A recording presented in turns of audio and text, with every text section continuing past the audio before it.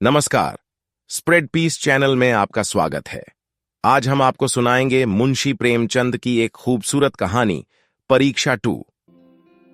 जब रियासत देवगढ़ के दीवान सरदार सुजान सिंह बूढ़े हुए तो परमात्मा की याद आई। जाकर महाराज से विनय की कि दीन बंधु, दास ने श्रीमान की सेवा 40 साल तक की। अब मेरी अवस्था भी ढल गई, राजकाज संभालने की शक्ति नहीं रही। कहीं भूल चूक हो जाए तो बुढ़ापे में दाग लगे, सारी जिंदगी की नेकनामी मिट्टी में मिल जाए। राजा साहब अपने अनुभवशील नीति कुशल दीवान का बड़ा आदर करते थे। बहुत समझाया, लेकिन जब दीवान साहब ने न माना तो हार कर उनकी प्रार्थना स्वीकार कर ली, पर शर्त यह लगा दी कि रियासत के लिए नया दीवान आप ही को खोजना पड़ेगा। दूसरे दिन देश के प्रसिद्ध पत्रों में यह विज्ञापन निकला कि देवगढ़ के लिए एक सुयोग्य दीवान की जरूरत है।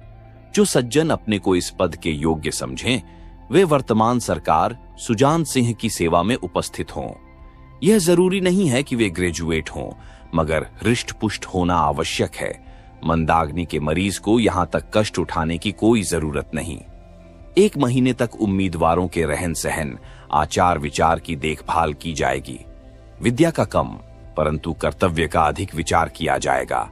जो महाशय इस परीक्षा में पूरे उतरेंगे, वे इस उच्च पद पर सुशोभित होंगे। इस विज्ञापन ने सारे मुल्क में टहलका मचा दिया। ऐसा ऊंचा पद और किसी प्रकार की कैद नहीं, केवल नसीब का खेल है।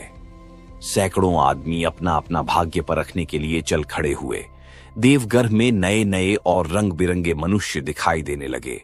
प्रत्येक रेलगाड़ी से उम्मीदवारों का एक मेला सा उतरता। कोई पंजाब से चला आता था, कोई मद्रास से, कोई नई फैशन का प्रेमी, कोई पुरानी सादगी पर मिटा हुआ। पंडितों और मौलवियों को भी अपने अपने भाग्य की परीक्षा करने का अवसर मिला। बेचारे सनद के नाम रोया करते थे, यहां उसकी कोई जरूरत नहीं थी। रंगीन एमामे, चोगे और नाना प्रकार के अंगरखे और कंटोप देवगढ़ में अपनी सज धज दिखाने लगे। लेकिन सबसे विशेष संख्या ग्रेजुएटों की थी, क्योंकि सनद की कैद न होने पर भी सनद से पर्दा तो ढंका रहता है। सरदार सुजान सिंह ने इन महानुभावों के आदर सत्कार का बड़ा अच्छा प्रबंध कर दिया था। लोग अपने अपने कमरों में बैठे हुए रोजेदार मुसलमानों की तरह महीने के दिन गिना करते थे। हर एक मनुष्य अपने जीवन को अपनी बुद्धि के अनुसार अच्छे रूप में दिखाने की कोशिश करता था। मिस्टर 9 बजे दिन तक सोया करते थे। आजकल वे बगीचे में टहलते हुए उषा का दर्शन करते थे। मी बीक को हुक्का पीने की लत थी। आजकल बहुत रात गए, किवाड़ बंद करके अंधेरे में सिगार पीते थे। मी, द एस और जा से उनके घरों पर नौकरों की नाक में दम था, लेकिन ये सज्जन आजकल आप और जनाब के बगैर नौकरों से बातचीत नहीं करते थे। महाशय का नास्तिक थे, हक्सले के उपासक, मगर आजकल उनकी धर्मनिष्ठा देखकर मंदिर के पुजारी को पदच्युत हो जाने की शंका लगी रहती थी। मियाल को किताब से घृणा थी, परंतु आजकल वे बड़े बड़े ग्रंथ देखने पढ़ने में डूबे रहते थे। जिससे बात कीजिए वह नम्रता और सदाचार का देवता बना मालूम देता था। शर्मा जी घड़ी रात से ही वेद मंत्रा पढ़ने में लगते थे और मौलवी साहब को नमाज और तलावत के सिवा और कोई काम न था। लोग समझते थे कि 1 महीने का झंझट है, किसी तरह काट लें, कहीं कार्य सिद्ध हो गया तो कौन पूछता है। लेकिन मनुष्यों का वह बूढ़ा जौहरी आड़ में बैठा हुआ देख रहा था कि इन बगुलों में हंस कहां छिपा हुआ है। एक दिन नए फैशन वालों को सूझी कि आपस में हॉकी का खेल हो जाए। यह प्रस्ताव हॉकी के मजे हुए खिलाड़ियों ने पेश किया। यह भी तो आखिर एक विद्या है, इसे क्यों छिपा रखें? संभव है कुछ हाथों की सफाई ही काम कर जाए। चलिए, तय हो गया। फील्ड बन गई, खेल शुरू हो गया और गेंद किसी दफ्तर के अप्रेंटिस की तरह ठोकरें खाने लगा। रियासत देवगढ़ में यह खेल बिल्कुल निराली बात थी। पढ़े लिखे भले मानुस लोग शतरंज और ताश जैसे गंभीर खेल खेलते थे।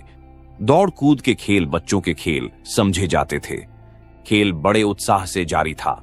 धावे के लोग जब गेंद को लेकर तेजी से उड़ते तो ऐसा जान पड़ता था कि कोई लहर बढ़ती चली आती है, लेकिन दूसरी ओर के खिलाड़ी इस बढ़ती हुई लहर को इस तरह रोक लेते थे कि मानो लोहे की दीवार है।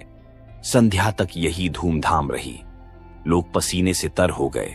खून की गर्मी आंख और चेहरे से झलक रही थी। हांफते हांफते बेदम हो गए। लेकिन हार जीत का निर्णय न हो सका। अंधेरा हो गया था। इस मैदान से जरा दूर हटकर एक नाला था। उस पर कोई पुल न था। पथिकों को नाले में से चलकर आना पड़ता था। खेल अभी बंद ही हुआ था और खिलाड़ी लोग बैठे दम ले रहे थे कि एक किसान अनाज से भरी हुई गाड़ी लिए हुए उस नाले में आया। लेकिन कुछ तो नाले में कीचड़ था और कुछ उसकी चढ़ाई इतनी ऊंची थी कि गाड़ी ऊपर न चढ़ सकती थी। वह कभी बैलों को ललकारता, कभी पहियों को हाथ से ढकेलता, लेकिन बोझ अधिक था और बैल कमजोर। गाड़ी ऊपर को न चढ़ती और चढ़ती भी तो कुछ दूर, चढ़कर फिर खिसक कर नीचे पहुंच जाती। किसान बार बार जोर लगाता और बार बार झुंझलाकर बैलों को मारता, लेकिन गाड़ी उभरने का नाम न लेती। बेचारा इधर उधर निराश होकर ताकता, मगर वहां कोई सहायक नजर न आता। गाड़ी को अकेले छोड़कर कहीं जा भी नहीं सकता। बड़ी आपत्ति में फंसा हुआ था। इसी बीच में खिलाड़ी हाथों में डंडे लिए घूमते घामते उधर से निकले। किसान ने उनकी तरफ सहमी हुई आंखों से देखा, परंतु किसी से मदद मांगने का साहस न हुआ।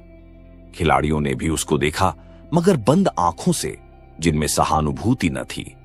उनमें स्वार्थ था, मद था, मगर उदारता और वात्सल्य का नाम भी न था। लेकिन उसी समूह में एक ऐसा मनुष्य था जिसके हृदय में दया थी और साहस था। आज हॉकी खेलते हुए उसके पैरों में चोट लग गई थी। लंगड़ाता हुआ धीरे धीरे चला आता था। अकस्मात उसकी निगाह गाड़ी पर पड़ी। ठिठक गया। उसे किसान की सूरत देखते ही सब बातें झांत हो गईं। डंडा एक किनारे रख दिया, कोट उतार डाला और किसान के पास जाकर बोला, मैं तुम्हारी गाड़ी निकाल दूं?